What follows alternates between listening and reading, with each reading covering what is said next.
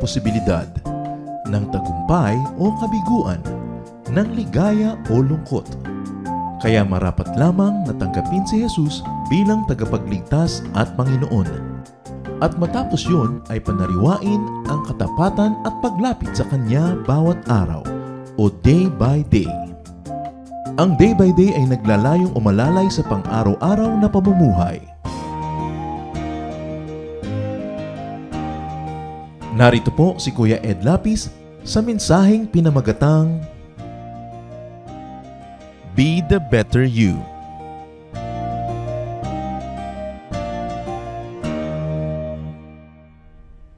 Pero madali bang sabihin na maghari kayo sa aking buhay? Sa aking personal life? Be the king of the world, be the king of all creation. But can we say to Jesus, be the king of my heart and my personal life? What will happen if Jesus is really king of our lives, of our personal lives? If we took stock of ourselves, if we measured ourselves, are we going to be satisfied with what we see? There was a time, in the times of Amos, pinasukat po yung pader ng Jerusalem, nilagyan ng pabigat yung isang string, at tiningnan kung diretso yung pader. Ano po ang nakita nila? Nakatagilid ang pader ng Jerusalem. At ganun daw yung personal na buhay ng mga taong nakatira doon sa lungsod na yon. Pag sinukat tayo, sinabi natin, maghari kayo, Panginoon. Ano po ang measurement noon? Gaano siya nasusunod sa ating buhay? Pag sinukat tayo po ba'y masisiyahan sa makikita natin? Are you what you need to be? Are you what you want to be? And most importantly, are we what God wants us to become? O meron po tayong laging sinasabing, kung sana ganito lang, magiging ganun ako. Kung sana hindi ito nangyari sa buhay ko, magiging ganun ako. O kung nangyari lang sana ito, magiging ganun ako. Ano po ang pinagkaiba ng dalawang tao, na isang sculptor at isang basta tao lang? Yun daw pong tao lang, nakatingin siya sa isang malaking tipak na bato. Halimbawa, kasing laki nitong katabi kong structure na yan. Ganyang kalaki yung tipak ng bato. Ang ordinaryong tao, anong nakikita niya? Di tipak ng bato. Pero yung sculptor, ang nakikita niya agad, 5 mga tao, may kasamang ibon, diba? Na nakatayo yung 3, nakaupo yung 2. Ang nakikita na niya yung sculpture. Pagka nagdala kayo ng isang malaking halimbawang brilyante, o kahit malang desert diamond, sa isang pumuputol ng mga gems, ang nakikita ng ordinaryong tao, isang tipak na bato. Ang nakikita nung nagkakat ng mga gems, shape, of a jewel. Ano ang nakikita ng Diyos sa atin at ano yung talaga tayo? Magkaiba ba yun? When a sculptor looks at a piece of wood, he sees the finished product. We might see just a piece of lumber, just a piece of wood. But the artist already sees a figure, because that is the potential of that piece of wood. When the Lord looked at Peter in John chapter 4 verse 2, the Lord said, "You are Simon, the son of John. You should be called Cephas," which means Peter. It means here you are right now, but you will become like this. What could God be seeing when He looks at you and me right now? What could be the other you? The potential you. Kung minsan nakakakita po ako ng mga bata, ano kaya ang potential niya? Pwede siya maging presidente ng Pilipinas, pwede siya isang maging foremost musician, or writer, or scientist. Pero, magaganap ba yun sa kanyang buhay? O hindi? Pag nakakita po tayo ng isang buto, isang maliit na buto ng puno ng akasya, butong maliit, ano yung pangako? Isang malaking puno, probably 3 stories high kung itatabi mo sa isang building. Pero, mangyayari ba yon o magiging buto na lang siya forever? Pag nakakita kayo ng munggo, pwede siyang maging munggo lang forever, pwede siyang maging toge. O tutubo ba siya para maging isang halaman talaga? What could be the other you? The potential you? What would become of us if only the Lord would have His way and our cooperation? Ang tanong po natin ngayon, matatapos ang taon, nagre-review tayo, mag-New Year na naman. Who is the potential you trying to get out of the present you? Para siya mangyari. Ang atin mong pag-aaral, be the better you. You don't have to be somebody else. Just be the better you, or the tragedy of unfulfilled potentials. Dear Lord, we thank you that we can have peace, that we are in these comfortable surroundings to take care of your word, to look into your face, to let you minister to us. Our prayer, Father, is that you will be the speaker, that no human voice will be heard but your voice. Only use your servant as your channel, as your footstool, as your tool, but be the speaker. Lead us unto greater godliness. And while you're doing that, Father, in the name of Jesus, we reject and rebuke all work of evil. Work of evil men, work of evil spirits, work of malicious people who pretend to worship with us, but may have malicious plans against your people. Iligtas mo, Panginoon, na yung mga anak sa mga mandaraya na kunwa ay nagwo-worship, naghahanap pala ng mananakawan, naghahanap pala ng madudukutan. Expose the work of darkness in our midst, that your people may continue to enjoy your blessing and protection. And may you purify our motives for being here. May you purify our hearts, so that each heart will be here to worship you with no other agenda but to worship you, Father. Ituro mo po sa amin na bigyan kayo ng atensyon at kayo lamang, na huwag naming samantalahin ang aming mga kapatiran para sa aming mga personal desires, para sa aming mga business proposals, para sa aming mga kung ano-anong plano na nakikihalubilo, kanwarit nakikiworship. Lord, may you be worshipped by each heart today. And we pray that you will enable us as well, that you will protect us from all malicious work of evil spirits, that as we trustingly and peacefully listen to your word, may your words be our healing, our strength, our light. We rebuke your work, evil one, and drive you away from this place. In the name of Jesus Christ, our risen Lord and our Savior. And we ask you, Holy Spirit, descend powerfully into our hearts. Father, speak from your throne of glory. Lift up your name. Let your face shine upon us. We seek you, Father, in Jesus' mighty name. Be the better you, or the tragedy of the unfulfilled potentials. Kanina po'y binabanggit ko sa inyo, sometimes I look out the window of my car, and I look at children who are in the streets. Minsan may tinitinda, minsan nagpapalaboy-laboy. Niisip ko, ang dami magagaling na bata na ito. Siguradong may mga gifts ito, may mga talent. Pero yung potential kaya mangyayari. Give them 70 years to live, 80, 50, 90 even. Mangyayari ba yung potential? Maraming hahad lang. Hahad lang yung poverty. Hahad lang yung sickness. Hahad lang yung romance. Hahad lang yung kung ano-anong agenda. But I believe that God is fair. That everyone has a chance. That God has a plan for everyone. That it is the will of God that everyone should have a fruitful, beautiful, peaceful life. But not all of those good things happen. Because things happen along the way. Nagkakaroon ng mga sagabal, mga abala. Looking beyond what we are now, what could the Lord be seeing? The Lord sees what we can be. A person molded in God's image, full of holiness, wisdom, and compassion. God looks beyond us and sees the potential, His intention for us.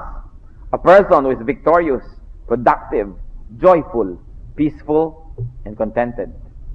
A person who can truthfully, honestly, and confidently say, to live is Christ, and to die is gain. The Lord looks at us and He sees a servant, a teacher, a singer, a musician, an evangelist, a preacher, a pastor, a counselor, a trainer, mightily working for the furtherance of His kingdom on earth. But that is beyond us. What if the sight stops at us? What does He see? Yun po ang napakalaking gap. What we are and what we can become. But there is a promise in each one. Like every seed has a promise. Pero alam nyo, hindi lahat ng buto natatanim sa matabang lupa para maging magandang puno. Merong natutusok-tusok, magiging kwintas. Merong na ididikit-dikit sa mga kwadro, nagiging artwork. Merong buto pa lamang niluto na. Kinain na siya, hindi na siya naging puno. Tulad ng mga kawawang mga bibing hindi na naging bibi dahil naging balot. Hanggang doon na lang ang inabot ng potential. What stands between what we are and what we can be? Ano ang hadlang para maganap ang mga dapat maganap? Same as what stands between being a piece of rock and a piece of sculpture. Same as what stands between the former Simon and the new Peter. Same as what stands between being a lump of clay and being a piece of beautiful pottery. What is that? The Master's loving touch and our cooperation and submission.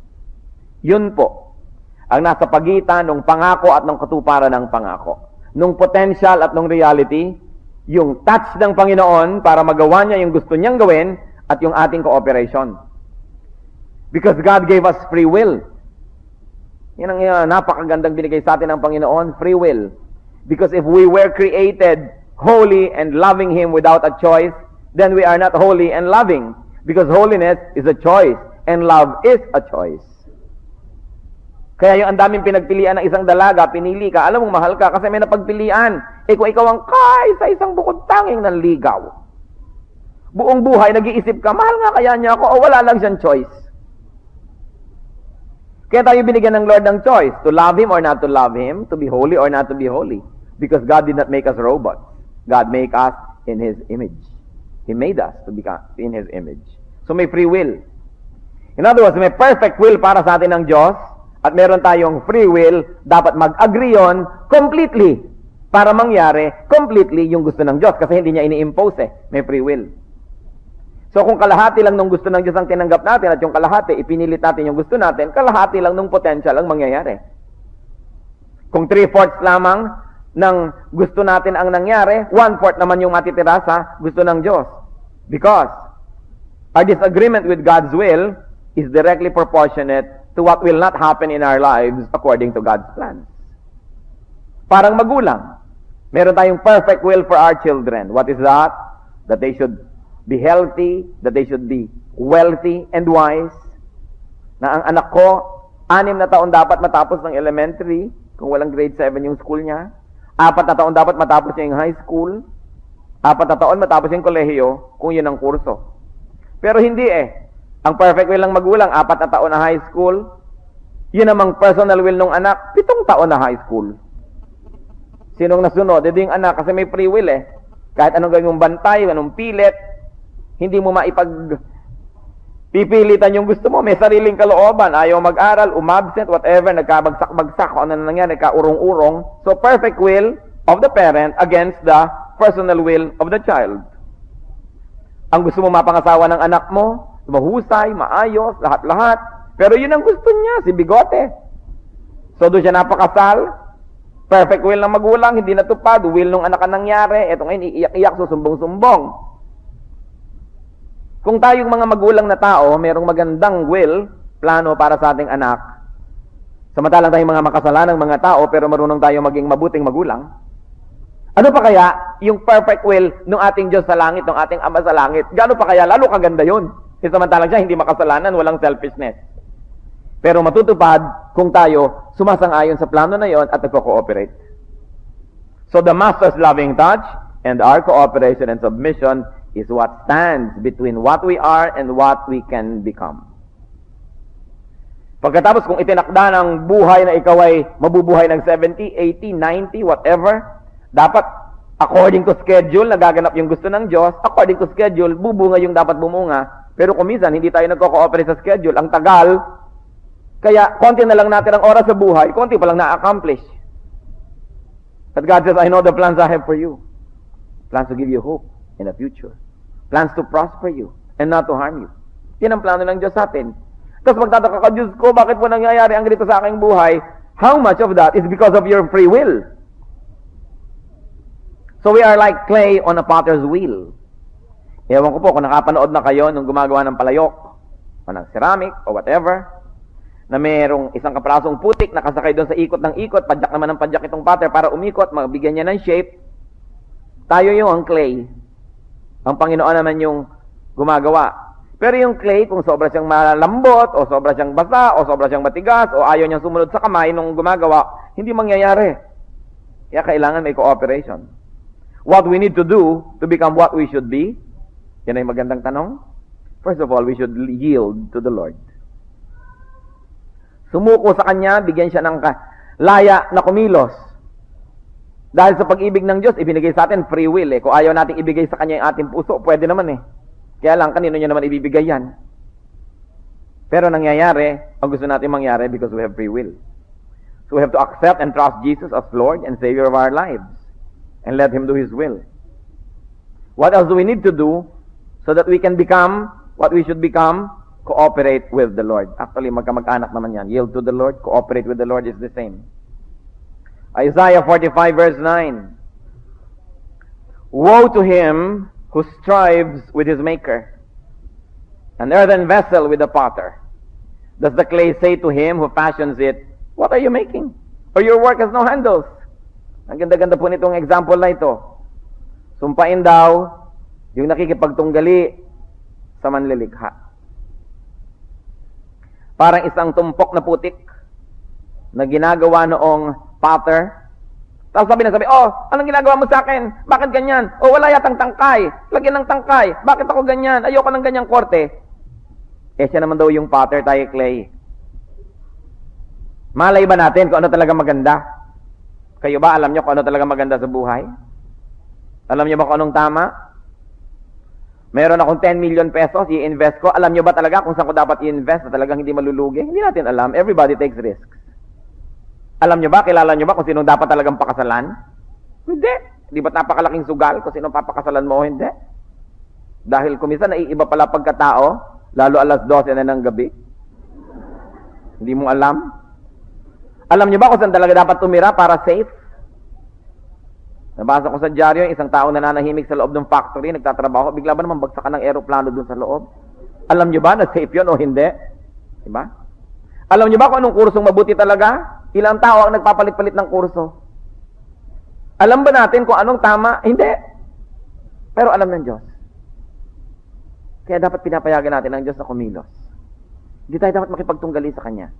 Sinabi niya, babaan mong pride mo, ibaba mo, lugi naman ako, bakit mamahirap ako, baka abuso na ako, bla bla bla. Sabi niya, tanggalin yan, tanggalin. Kasi siya ang may alam Sinasabi na huwag makikipamatok sa hindi mananampalataya, pinagpipilit mo po, pero in love na po ako sa Kanya. Wala pa ako nakita na nagpakasal sa hindi mananampalataya na hindi gumulo buhay. Talagang wala pa. Usually tragic talaga. Kasi save din naman pag 70 years old na kung isa. Isang buong buhay, hinihigpitan ka, ayaw kang payagan, nagtutunggali kayo, saan ipapasok ang mga bata, saan magsisimba, ang gulo. Sinabi na kasing, don't be equally yoked with unbelievers. Ipinagpilitan pa, babaguhin siya ng aking pag-ibig. Ano ka? Diyos nga, hindi tayo binabago, dapat tayo mag-cooperate para magbago, hindi tayo minamagic. Ikaw pa ang mag-magic sa iba. Pag sinabi na, kailangan tayo mag-tithes and offering, yung nga lang ngayon, kulang pa. Magta-type pa ako. Sinabi na nga niya, subukan niyo ako.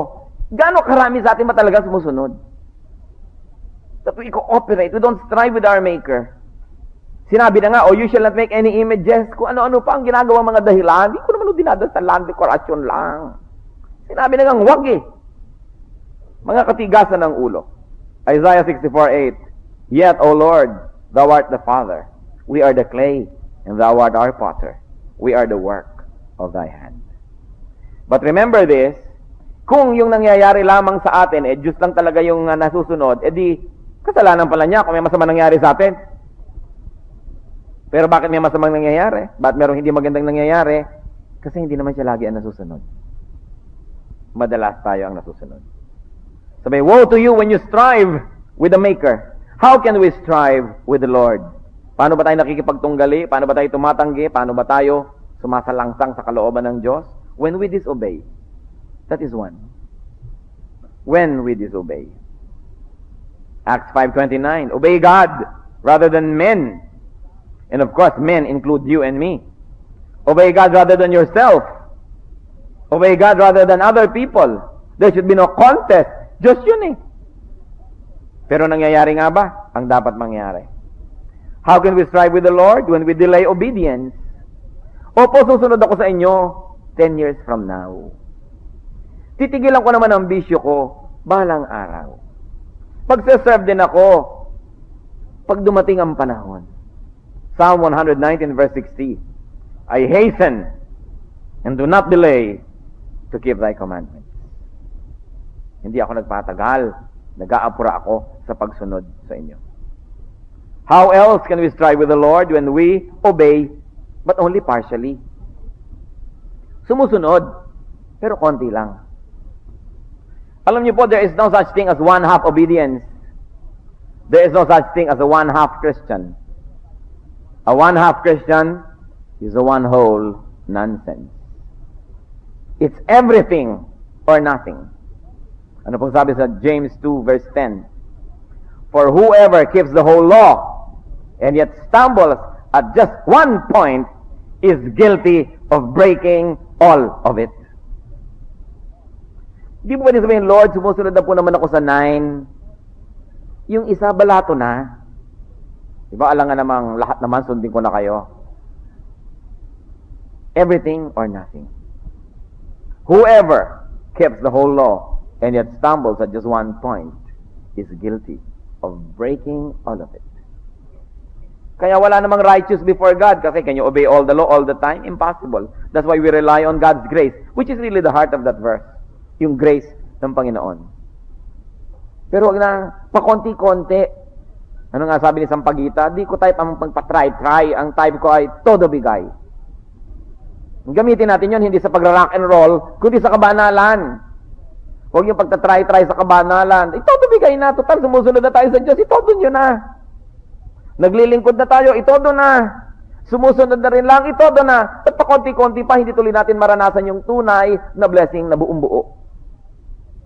What are the other obstacles to becoming what we should be? Ano pa ba yung mga ibang hadlang? Siyempre, pride. Proverbs 16:8. Pride goes before destruction, and a haughty spirit before a fall.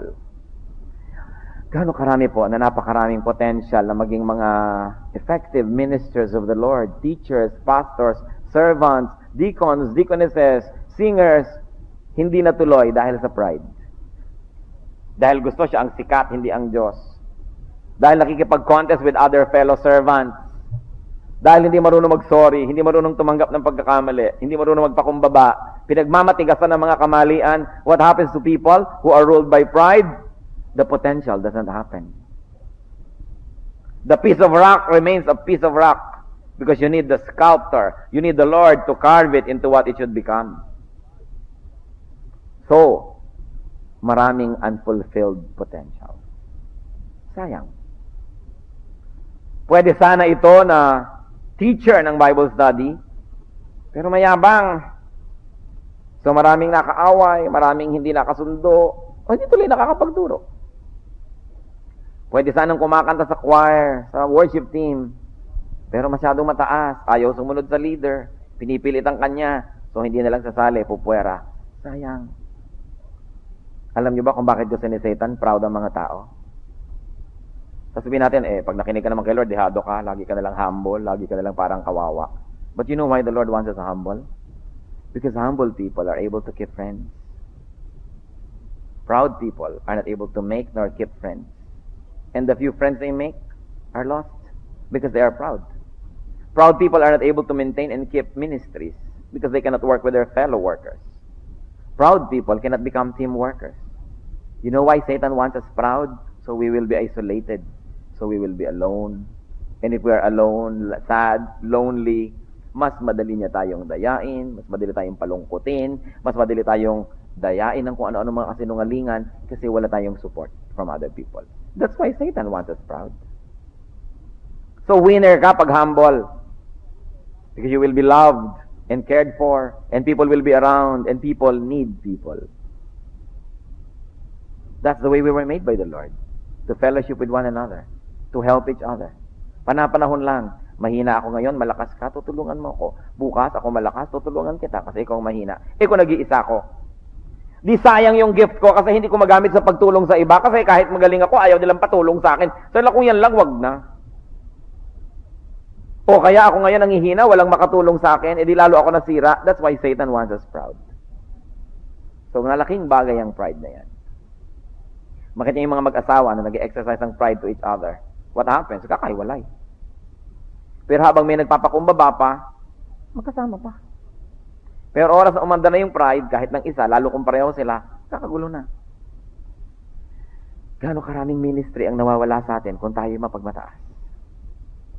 Dami-dami kong PhD, pagkatapos magtuturo ako sa Sunday School, yung principal, elementary graduate lang, New Gun Elementary School pa.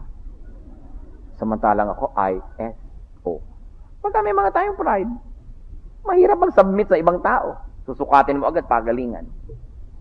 Kaya gusto ni Satan, ganun tayo. Ang ending lang noon, mag-isa ka. Yun ang ending pag proud eh. Ano pa po ang mga obstacle? Of course, lack of teachability and stubbornness.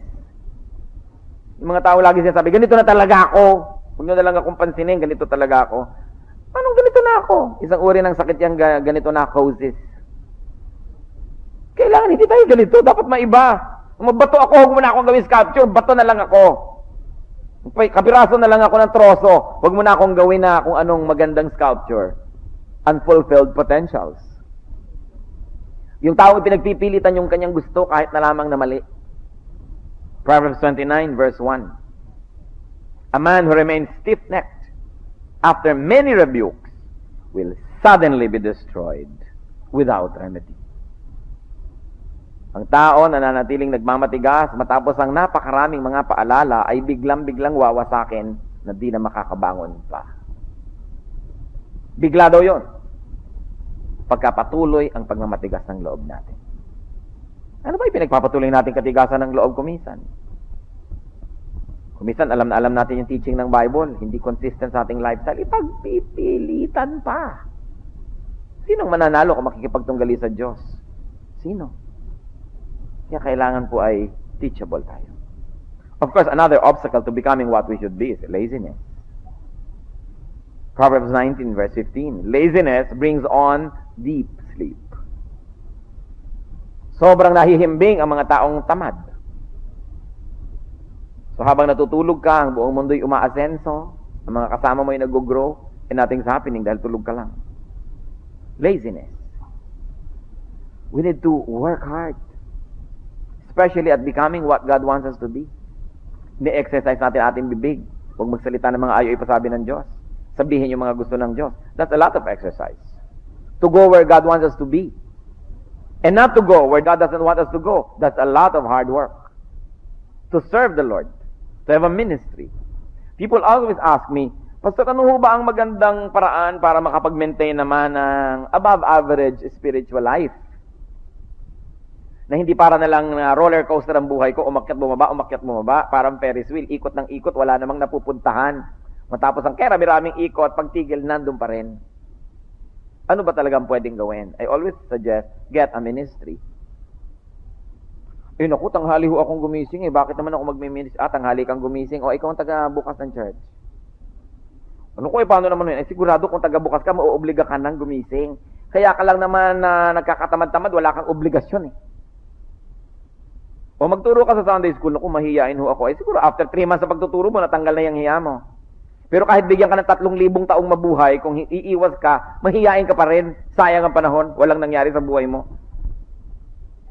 Kailangan ko ho ng mga ganito kasi nangiliit ako pag may mga tao. Sige, kumanta ka sa gitna.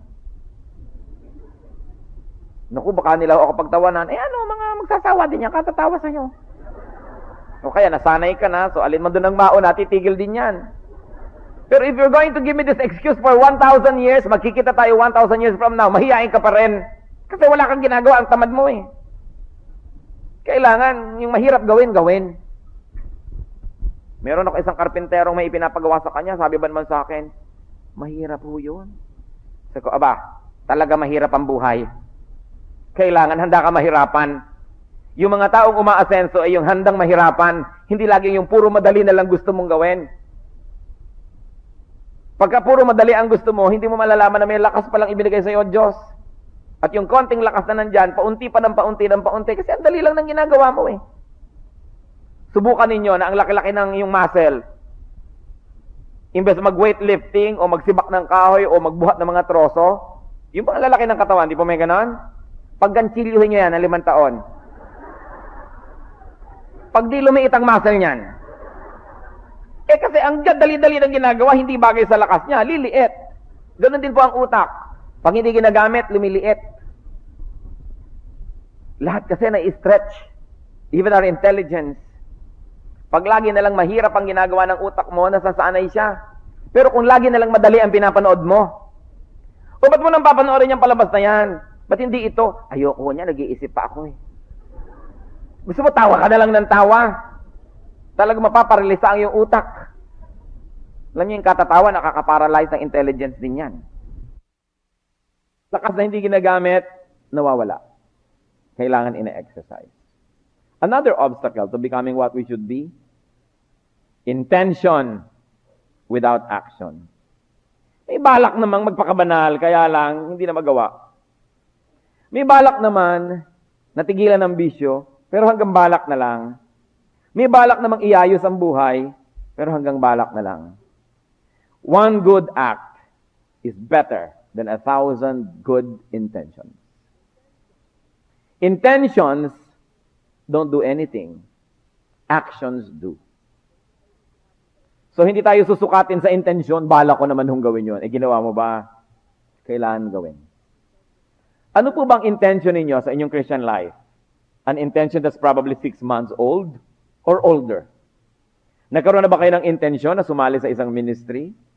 Kumanta? Tumugtog? Magturo? Ano? Kumusta ho? Hanggang ngayon, intensyon pa rin. Christmas of 2003, magkikita-kita ulit tayo, intention pa rin. I-fast forward ng buhay, kung magkakaroon pa ng Christmas of 2020, intention pa rin. Kano karami yun?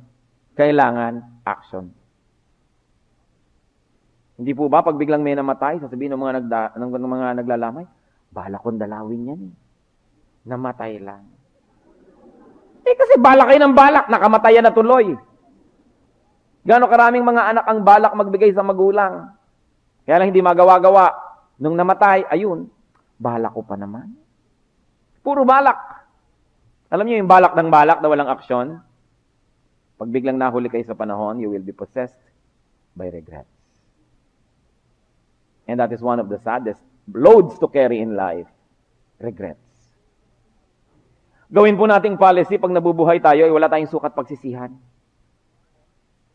Na ginawa natin ang pwedeng gawin, sa pinakamaagang panahon, walang dapat ipagsisi. Kasi mahirap na dalahin niyang pagsisisi. Dahil hindi na mapapalitan, hindi na maiiba. Another obstacle to becoming what we should be is contentment on flying too low. Kontento na sa isang verse na alam, balibaligtad pa. Kontento na umupo na lang ng umupo tuwing Sunday, dadating na lang na parang bisita. Walang ministry. Dapat meron. Kasi pag meron po tayong ministry, nagkakaroon tayo ng mga kapalagayang loob sa church kasi maliit yung grupo. Ang mga galing na binigay sa atin ng Diyos na ipaglilingkod natin. Yung mga kahinaan natin na paglilingkuran ng iba. This is the way to live our Christian life. To be involved. Not just to be an audience. And sometimes contentment on flying too low spiritually. 5 taon na mainitin ang ulo. Hanggang ngayon, mainitin pa rin ang ulo. Wala nagbabago. Masyadong mababa ang lipad. Dapat taasan. Alam niyo yung mga eroplano? Yung magagaling na piloto pag may bagyo? Kakalog-kalog yung eroplano. Anong ginagawa nila? Lumilipad ng mas mataas, above the storm. I-announce ang pilot, we're going to encounter a storm, so we're going to increase our height and fly, blah, blah, blah, blah, blah, blah. Tataas. Alam niyo po kung saan magulo ang buhay? Para din sa eroplano, doon lang sa baba. Doon sa taas, tahimik. Kaya nakita niyo yung mga astronauts, pag nandun na, lumulutang na sila mag-isa. Payapang-payapa. Kasi pag nandun, hindi na sila pinupull down ng gravity. Lampas sila sa abot ng gravity. Kaya spiritually speaking, alam niyo kung saan lang talaga payapa? Pag ang taas ng lipad ng ating spiritual life. Sino ba yung laging naguguluhan, laging nalilito, laging natetempt, laging na lang nagkakamali? Yung ang baba ng lipad. Sa baba ng lipad nyo, pati bulate, naaabot kayo. Natatapak-tapakan ka, ang baba mo kasi eh. Di po ba? Pero pag tumataas ka, Nakita nyo, ewan ko sa inyo kung gaano nakarami ang nakatira sa high-rise building dito sa Metro Manila. Pag nandun kayo above 7 floors, above 8 floors na, parang ang ganda ng Metro Manila. Kasi ang nakikita nyo lang yung mga ibabaw ng mga puno-puno, nagdudugtong-dugtong, parang green na green ng Metro Manila. Subukan nyo bumaba. Sa inyo na mga dumadaan sa Skyway na putol, okay? Skyway, di ba ang ganda ng Metro Manila pag nasa Skyway kayo? Ang ganda ng mga view, parang ang dali-dali. Subukan nyo doon kayo sa baba. Ang gulo, ang dumi. So habang tumataas, mas gumaganda. Ganon din spiritually speaking. Gawin po nating goal, mga kapatid, hindi lahat tayo natatempt. Kasi po yung laging natatempt, mababa pa lang ang lipad noon, kaya naaabot ng temptation. There is a level of spirituality na pakonti na lang ng pakonti yung temptation para sa sabi, ba, nagmamature na yata ako, bakit nung araw matetempt na ako sa ganun, ngayon walang appeal.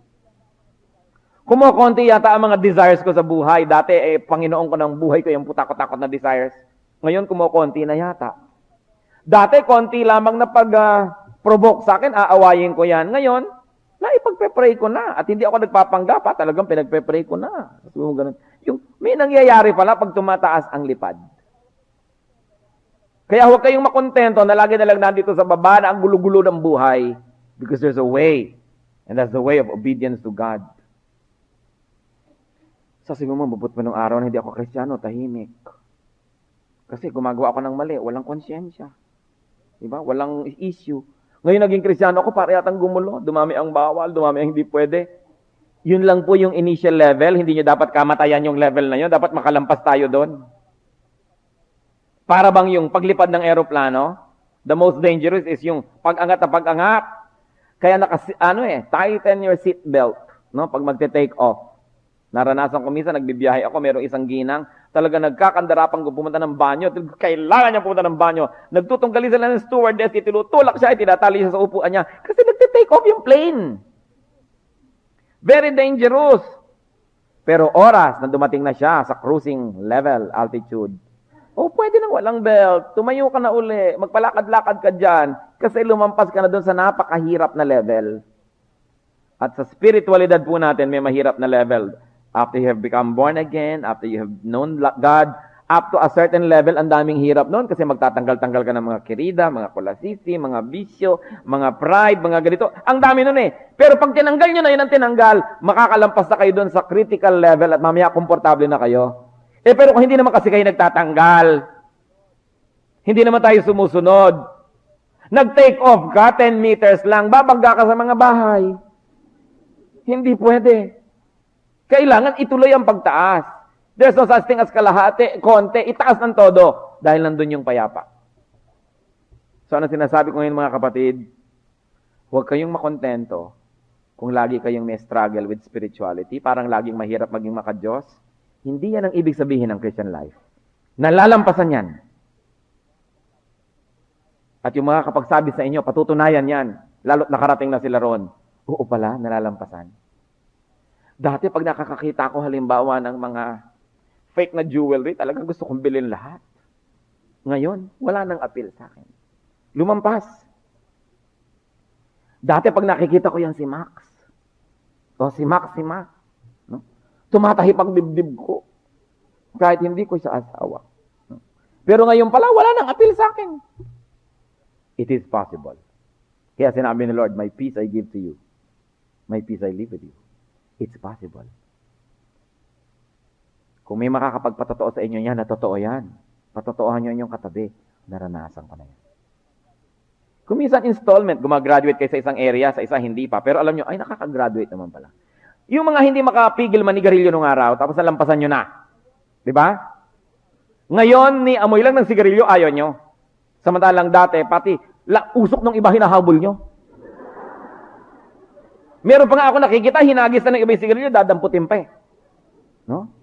Alipin. Hindi ako mabubuhay ng ganito. I'll walk a mile for this. Saan nyo pong gustong tumira? Sa Marlborough Country. Siyempre, sa pambansa, citizen ako nun. No? Dahil para hindi ka mabubuhay ng wala yun. Pero nung nalampasan nyo na, sabi nyo, I was a fool. At ngayon, ayoko ni amoy. So, sa lahat ng bagay ng buhay natin, pwede mangyari yon. Mag-graduate na yan. So don't be contented in flying too low. Isaiah 40 verse 31. But those who hope in the Lord will renew their strength. They will soar on wings like eagles. Eagle ang ginamit na metaphor because the eagle is the bird that flies the highest. You will soar on wings like eagles. Buti na lang, pinalitan na ang national bird ng Pilipinas. Nung araw, maya. Binabato-bato, tinataboy-taboy. At least buti ngayon, eagle. No? Siyempre, kung anong symbol mo, nagiging ganun ka rin. Kaya kung ano bang tinitin, ang symbol sa Bible, fly like an eagle. Hindi parang pugo, hindi makataas, tatalon-talon. Kailangan lumipad. Kung kayo po, more than 1-year-old Christian na, 2 years, 5 years, yung struggle nyo pa rin ngayon, will you grow up? Dapat malampasan na yan. At sa lagay, kakamatayan, hindi pala totoo yung peace na sinasabi ng Diyos. Napagulo pa kayo lalo dahil naging Christian, dahil mabuti pa nung araw, wala konsyensya, ngayon nagka-konsyensya, gumulo. Ganun ba ang buhay? No. We can soar up like eagles. Because with God, nothing is impossible. Huwag niyong tanggapin na ganito na lang talaga ako. Tanggalin niyo yung ganito na causes, na kasakitan. Hindi ganyan ang plano ng Diyos sa atin. So, ang challenge, as the year ends, look at what you are now. And even if you're already very blessed now, look at what you are now because you can still be blessed some more. Huwag laging madaling makontento. Kailangan, we keep on striving and we keep on allowing the Lord to work in us. Look at what you are now and imagine what you can yet become. Huwag sayangin ang panahon. Yield to God. Let Him reshape you to His delight and perfect will. And I'm saying, even if you already think you're good now, room for improvement is the biggest room in the world. Mga kapatid, meron lang akong isang gustong sabihin, lalo sa mga may asawa. Sino po sa inyo ang married? May raise your hands. Pakikaway-kaway nyo proudly. Yan. Ano ba reklamo ng asawa nyo tungkol sa inyo 3 years ago? Baka yung pa rin? Di ba? Magbago-bago na. Sabihin nyo nga kung katabi nyo yung asawa nyo. Di ba? Magbago-bago na. Di ba? Tapos sasabihin nyo, ako rin magbabago. Kasi pareho tayong anak ng Diyos. Hindi ang complaint na ng husband kay babae 5 years ago, itong babaeng ito napaka-dominante. Ngayon, ganun pa rin, di pa magbago. Sayang ang lahat ng mga biyaya ng Diyos na binibigay sa atin. Kung mga lalaki naman, ang reklamo sa inyo ng asawa nyo lagi, hindi nyo na maalala kahit kailan ng birthday niya, alalahanin nyo naman. Kung sabihin, ganito talaga ako, hindi ako mahilig mag-alala. Isipin nyo, ano kaya pwede kong gawin to be more pleasant, to love you more? Huwag yung ganito na talaga ako, pipilitin yung mundo, tanggapin kayo. Samantalang pwede naman tayong mag-change for the better. Yield to God. Let Him reshape you. 2 Corinthians 3:19. And we, who with unveiled faces all reflect the Lord's glory, are being transformed into His likeness with ever-increasing glory, which comes from the Lord, who is the Spirit. We are being transformed with ever-increasing glory. Hindi the same, it's ever-increasing. We're becoming more and more like Christ every day. That is what we should be doing. That is what should happen. Kaya lalong-lalo sa mga may asawa, at buhay pa yung asawa nyo at nandiyan pa, dahil hindi pa namatay sa konsumisyon, sinustain pa ni Lord. Bigyan nyo naman ng regalo. Pagbigyan nyo naman kung ano yung mga reklamo, lalo't hindi naman masama yung hinihiling, mas maging kayong maalalahanin, mas hindi mainitin ang ulo, mas maging mapagbigay. Ibigay nyo naman, asawa nyo yun eh. Hindi lagi yung gusto nyo masunod. Isipin nyo, ano bang kailangan niya na ibigay ko? Pwede naman, by God's will. Mag-change ako for the better. So that I will be the better half. Baka naman yung asawa nyo ang bitter half. Puro pait ang kanyang buhay. So kailangan ka tayo maging better so that the other person will not be bitter. It's important. Don't waste time. Sandali lang ang buhay. Life is short, but it's always long enough to change for the better. Don't waste time. Be the other you soonest. In fact, be the other you now. Tomorrow is not in our hands. You don't know if tomorrow will come. Dapat po tayong makinig. Let's bow before the Lord. Ano ba tayo ngayon? Ano pa ang pwedeng mangyari kung tayo susunod lang sa Panginoon at makikinig sa Kanyang salita? Kung tayo magiging mas open? How can we become better spouses to our partners in life? How can we become better children to our parents? How can we become better parents to our children, better brothers and sisters, better citizens of the country, better members of the church? God is a mission for us. God is a promise. God has the power to enable us. But you must yield. You must allow God to do His work. Let's be alone with the Lord. Let the Spirit speak to you. Very particularly, kung yung mga reklamo po ng spouse nyo, alam nyo kung bakit ko ito pinapaulit-ulit?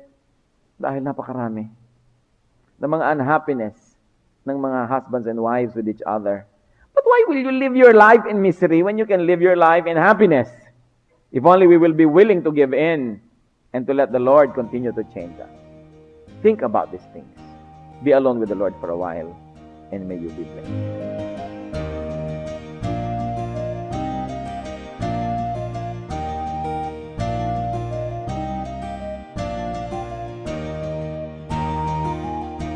Ang katatapos pong mensahe ni Kuya Ed Lapiz ay pinamagatang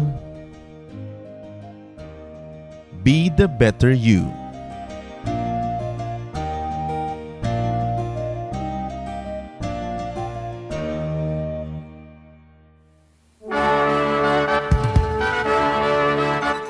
Halina't sama-samang sumamba at magdiwang sa Day by Day Jesus Celebration kasama si Kuya Ed Lapiz. Bulwagan ng Panginoon PICC, one Sunday a month, Philippine International Convention Center, Rojas Boulevard, Pasay City. All other Sundays, sa mga day-by-day mini-bulwagan ang pagtitipon. Para sa buwan ng Pebrero, gaganapin ito sa February 9, 2025. 8 a.m. ang First Jesus Celebration, 10 a.m. naman ang Second Jesus Celebration. Para sa iba pang detalye, bisitahin ang ating official Facebook page, Day by Day Friends.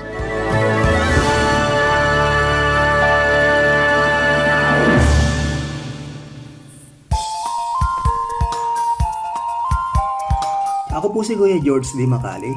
Inaanyayahan po namin kayo na dumalo at makisaya sa Jesus Celebration sa ating Day by Day Caloocan Malabon Mini Bulwagan. Ito po ay tuwing linggo sa Bulwagan ng Panginoon. Ito po ay located sa number 47 Libis Espina Street, Barangay 14, Caloocan City. For contact details, please call Kuya George at 0917-828-7809. Gayon din kay Kuya Gary Gargaricano at 0977-852-6536. Halina po tayong magsama-samang ipagpuri, ipagdiwang parangalan ang ating Panginoong Jesus.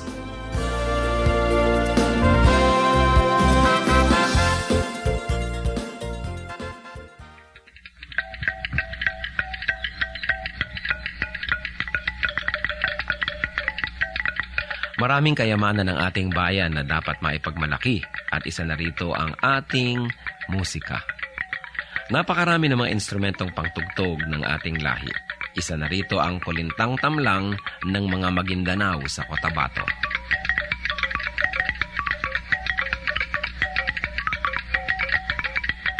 Ang kulintang tamlang ay instrumentong pangmusika at yari sa 8 piraso ng kawayan na inilatag ng sunod-sunod ayon sa haba at tono.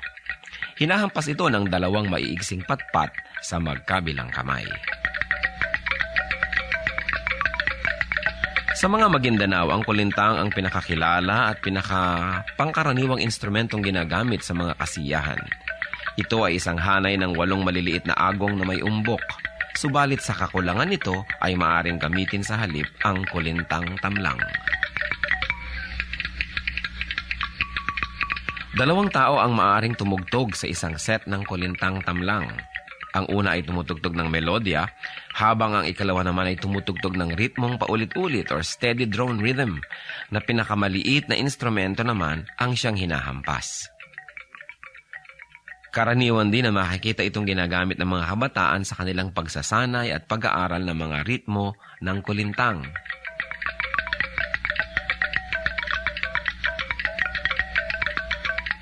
Yan ang kulintang tamlang ng mga Maguindanao sa Cotabato. Kayamanan hindi lang ng Maguindanao, kundi ng buong bayan. Marapat isuko sa Panginoon at gamitin sa paglikha ng musika sa pagsamba sa Kanya.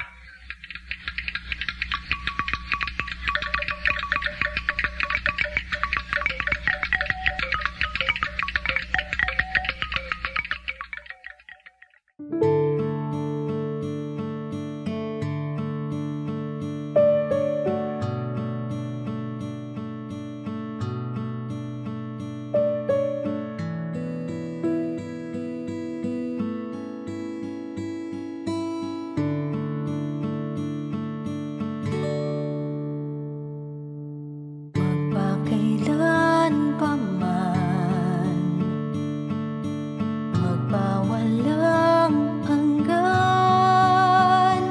pag-ibig niyo sa akin, di nababago ng hangin, kahit saan pa man, kahit na sino man, kayo'y sa aming piling, di man maabot ng damdamin. Ang pag-ibig niyo'y wagas, hindi magwawakas. Ako ay niligtas,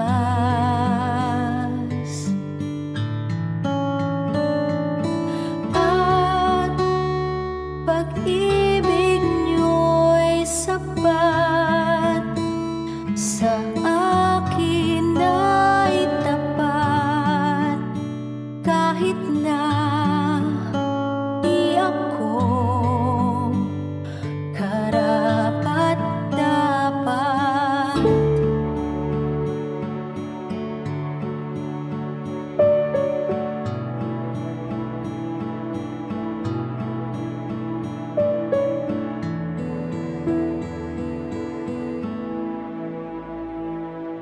Magpakailan pa man, magpawalang hanggan, pag-ibig niyo sa akin, di nababago ng hangin, kahit saan pa man, kahit na sino man, kayo'y sa aming piling, di man maabot ng damdamin. Ang pag-ibig niyo'y wagas,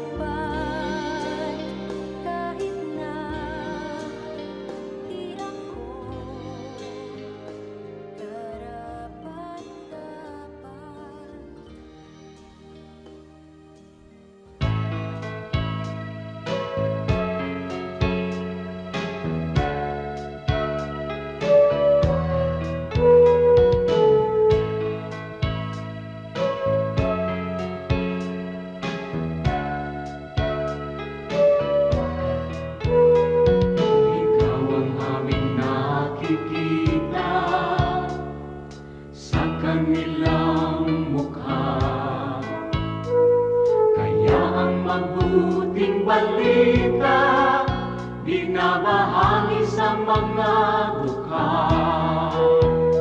Ngunit paano nilang masisilayan ang habag at pag-ibig mo kung hindi mapatutunayan sa aming patotoo? Kaya kung paano mo kami kinalingan, kung paano mo kami minahal, sa aming buhay nawa ay magbunga ng pagtitiyaga at pagpapagal sa aming kilos, salita at damdamin. Maranasan nilang totoo ang kabutihang natutunan namin na nagmumula sa'yo.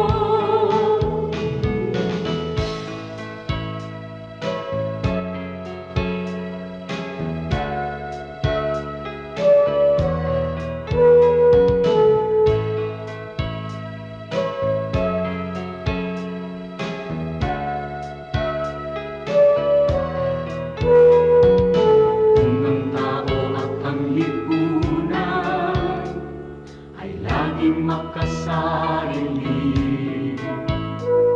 sa'yo ang bagong panuntunan, ang maglingkod at magsilbi. Ang aming pananampalataya.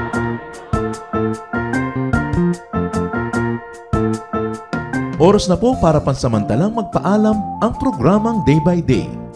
Tayo po'y magsama-sama tuwing ika-6 hanggang ika-7 ng umaga, araw-araw. Magandang umaga po at mabuhay ang Panginoong Hesus!